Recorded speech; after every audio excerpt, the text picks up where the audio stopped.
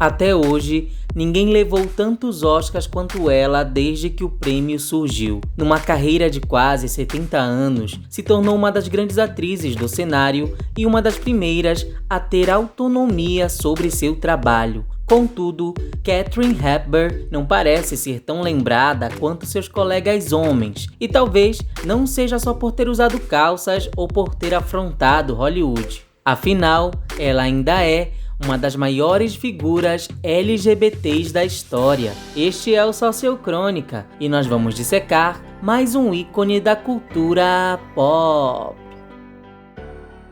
Katherine Houghton Hepburn nasceu em 12 de maio de 1907 e, ainda criança, gostava que lhe tratassem no masculino e já cortava os cabelos e até pedia para ser chamada de Jimmy. Felizmente, seus pais eram bem instruídos, além de ricos. Assim, Katherine cresceu num ambiente bem liberal e com frequência acompanhava a mãe, uma esquerdista ferrenha, enquanto lutavam pelo direito do voto das mulheres. Quando Katherine tinha 13 anos, encontrou o corpo do irmão mais velho morto, devido a um suicídio, e pelo resto da vida adotou a data de nascimento dele. O trauma provavelmente foi a causa de se tornar uma pessoa mais fria, até que na faculdade ela descobre o gosto pela atuação. Por volta de 1928, se muda para Nova York para tentar carreira no teatro e lá conhece Laura Harding, socialite com quem vai viver numa relação por quase 26 anos. Para disfarçar, Katherine se casa com Ludlow Smith, outro colega delas, e segundo boatos, os três, mais o namorado de Smith, passam inclusive uma lua de mel juntos no final de dezembro. Logo depois, Katherine e Laura alugam uma casa e chegam a trabalhar juntas em algumas peças, mas Laura prefere agenciar a namorada. As primeiras impressões de Hepburn, porém, são bem ruins. Alguns criticam sua voz e seus modos, outros acusam falta de talento. Até que Laura consegue que um olheiro arranje um teste de tela para Kate, após ele ver seu papel na peça The Warrior's Husband. Assim, as duas se mudam em 1930 para Hollywood. O teste é para Vítimas do Divórcio, de George Cukor, diretor gay, que também começava a carreira, e notou em Katherine, abre aspas, uma criatura estranha, diferente de qualquer pessoa que já tinha visto.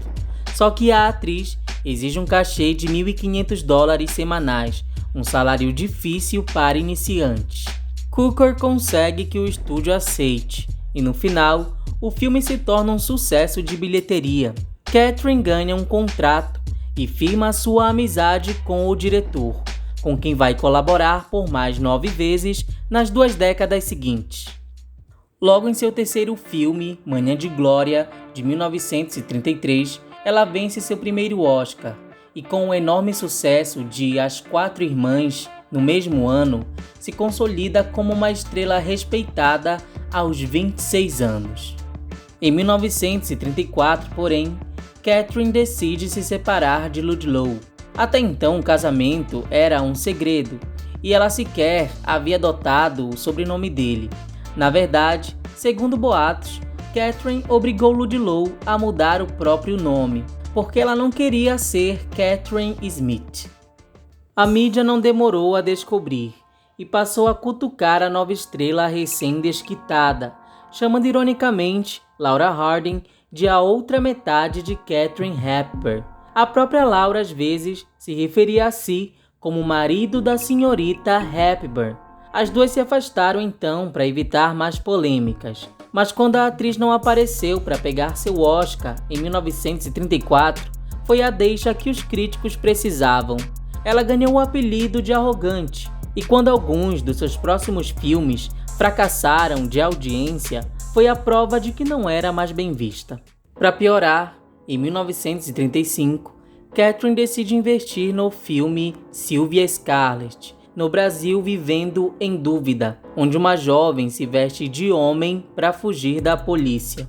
Dirigido de novo por George Cukor e com Cary Grant, outro homossexual famoso da época, o filme quase não escapou dos censores. Isso porque mulher vestida de homem não era tão engraçado quanto o contrário. Além disso, Catherine, como Sylvester, paquera homens e beija mulheres, e um desses homens chega a se desapontar quando descobre que se tratava de uma moça. O longa é um marco LGBT muito à frente de seu tempo, só que Catherine não era muito diferente do personagem na vida real. Numa época em que mulheres podiam ser presas por atentado amoral só por usar calças, a atriz não abandonava seu estilo masculino. Quando um dia os estúdios esconderam suas calças, ela passou a andar só de calcinha pelos sets, até ter tudo de volta. Como diz o biógrafo William J. Mann, enquanto Marlene Dietrich e Greta Garbo conseguiam um apelo sexual mesmo com sua androginia, o visual de Hepburn, apesar de se tornar sua marca, lhe deixava quase sem gênero e assexual. Essa ausência numa figura feminina não é bem apreciada até hoje na indústria. Nem o romance forjado com Howard Hughes em seguida colou muito. E em 1938, com Levada da Breca, Catherine apareceu usando vestidos e apelando para a comédia, mas o filme foi um fracasso e ela decidiu focar no teatro. Na época, era normal os estúdios fazerem pesquisas nos cinemas para saber que atores agradavam as pessoas. Era uma forma de culpar os artistas pelo desempenho dos filmes e de saber em quem deviam ou não investir. No final da década, o nome de Catherine saiu como um dos venenos de bilheteria. Então, ao invés de aceitar os filmes B que queriam lhe empurrar, ela simplesmente comprou seu contrato de volta por $75 mil e parou para planejar seu retorno do zero. Quando sua peça, The Philadelphia History, se torna um sucesso, ela percebe que tem um trunfo. Então, compra os direitos da peça, faz uma turnê com ela pelo país e é aclamada pela crítica. Assim, vende a história para Hollywood, mas com a condição de que seja a protagonista e que possa escolher o elenco. Óbvio que ela chama George Cukor, além de Cary Grant, e agora James Stewart. Muitas pessoas querem me ver cair de cara no chão, disse ela nas filmagens. E não à toa, em sua primeira cena, Cary Grant lhe derruba de costas. Hepburn sabia que se o público risse dela, podia ganhar sua simpatia mais rápido, e não errou. Núpcias de Escândalo quebrou recordes de bilheteria em 1940 e colocou ela de novo nas graças do povo e da mídia. Logo emendou a produção de A Mulher do Dia. O esboço do roteiro foi feito por um amigo de Catherine e ela mesma colaborou com a história. Não à toa, o nome de sua personagem é Harding, uma clara referência a Laura. Com a censura do Código Reis, porém, o final foi alterado para o ódio de Catherine. Ela tinha que ser castigada por ser muito forte no mundo dos homens, afirmou um roteirista em entrevista. Então, Tess Harding é uma jornalista poliglota e inteligente, mas que não sabe fazer um café da manhã para o seu homem. Mas foi nesse filme que Hepburn conheceu seu maior trunfo dos cinemas, Spencer Tracy. A química entre eles era tão boa que pelo resto da década os maiores filmes dela vão se dar ao lado dele. Ao todo fizeram 9 longas. Esse tipo de combinação era perfeito, não só porque atraía o público, como ajudava a esconder suas sexualidades. O mesmo ocorreria depois com Rock Hudson e Doris Day, e Montgomery Clift e Elizabeth Taylor. Isso porque Hepburn e Tracy nunca foram um casal de verdade. Spencer já era casado e um alcoólatra, vindo de uma origem religiosa, ao que hoje biógrafos atribuem seu vício a culpa cristã por não se aceitar. A própria Kate disse que não sabia o que ele sentia por ela. O grande Spencer Tracy era outro homem bissexual, um fato totalmente oculto pelo departamento de publicidade do estúdio, escreveu Scott Bowers em seu polêmico livro de 2012, onde conta como ele e Spencer tiveram várias relações íntimas. Scott também conta como um dia Hepburn chegou nele numa festa e foi direta. Conheço sua reputação. Quando tiver uma chance, pode encontrar uma jovem bonita de cabelos escuros para mim? Alguém que não seja muito maquiada. Scott conta que pelos 50 anos seguintes, ele arranjou mais de 150 mulheres para Catherine, incluindo uma que ela manteve por 49 anos. Os dois eram apenas amigos, eles não estavam juntos no departamento de camas, reforça Scott. Spencer, afinal, tinha um carisma mais povão, mais popular, que Catherine almejava, porque ele era vendido por Hollywood como o cara comum, e ela como a moça moderna, mais aristocrática. A própria Catherine, numa entrevista de 1991, disse: "Acho que nós éramos o homem e a mulher perfeitos daquela era, do estilo americano, a mulher que entra em ação e o homem que tenta lhe impedir." Ela também dizia que Tracy era uma figura torturada, mas que o amava, e ela realmente o ajudou por quase 30 anos. O ator morreu em 1967, depois de gravarem Adivinhe Quem Vem para Jantar, filme pelo qual ela recebeu seu segundo Oscar. De novo, Catherine não foi ao evento, e nem no ano seguinte, quando venceu melhor atriz pelo épico O Leão no Inverno. Isso porque ela sabia que o Oscar nunca foi sobre talento, e sim sobre política e marketing dentro da indústria.